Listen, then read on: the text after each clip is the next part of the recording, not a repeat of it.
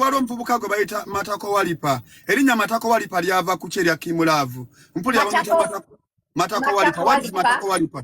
Because adiringa Matako. Okay, lwaki muwane Keem Love ate omuyita Matako Walipa? Why? Oyagala answer? Yes. Tojimanyi? Keem Love mwewalana nnyo to the core. Ne mwevuma ate nga mwali bamukwano ne Keem nnyo. Matako Walipa namumanya nchabeera Uganda. You know that. Nga munaku abeere bwayisa atambuza mmere atambuza akatogo nga awunya. You know that. Era ekyo nkimanyi yali atambuza mmere Keem tolimbye. Nga awunya nga yayabika amatu nga gavaamu amasira. You know that. Yes. Fortunately oba unfortunately when namumanyira nalinamu ku sente. Era nga wololo wange.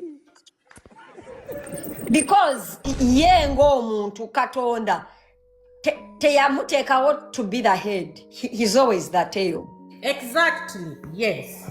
That's how kakati ye ng'omuntu alinawo yabeera owakabi.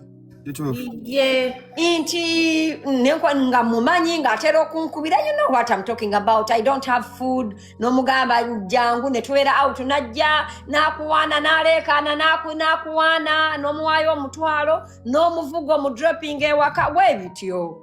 Nkwate ekkubo nve Uganda nzije eno. Tusigala internet oluusi wabeerayo bambi amwaddeyo 10 nanvuma nenga nze mmanyi mbuno akikozesa bwavu.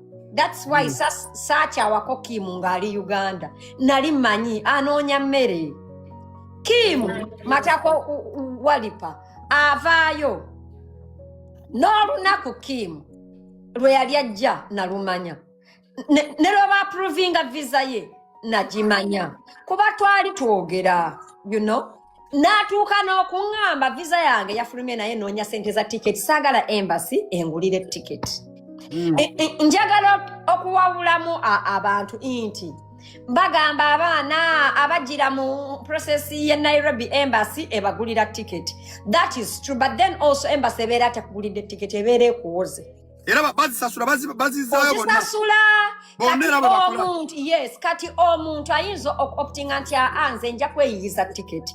Kati mu bantu Keem be yayizaamu ticket nalimu. Nangamba nazi audios I have them. You know me, I'm the queen of receipts. Nangamba when nadda nja kukola sente nzikusasule namugamba Keem nkuwadde buwi kuba fanto nine empisa embi naye sirina mutima mubi. I understand. Nemuwa Keem najja. Keem yamala okujja nemubuulirira. Era naye oluusi abyogera ne mugamba ku Bulaaya. Nobody should ever make you feel nti akusinga. Ne mugamba kubanga Bulaaya is an equalizer. One thing you gotta do is to work hard and make sure. As in, I was trying to let him know, don't be the person who go over there Uganda that kisses people's asses for pocket change. Era ekigambo naye yagamba senga sidi wano wambulira n'ŋŋambo ze Bulaaya teri muntu alina kuddamu kuyisa mu maaso. Ne mubuulirira ndi wakutegeeza Keem ne bwe yajja ku Bulaaya Faatumu wallahi nga Katonda andaba nasigala mu supportinga.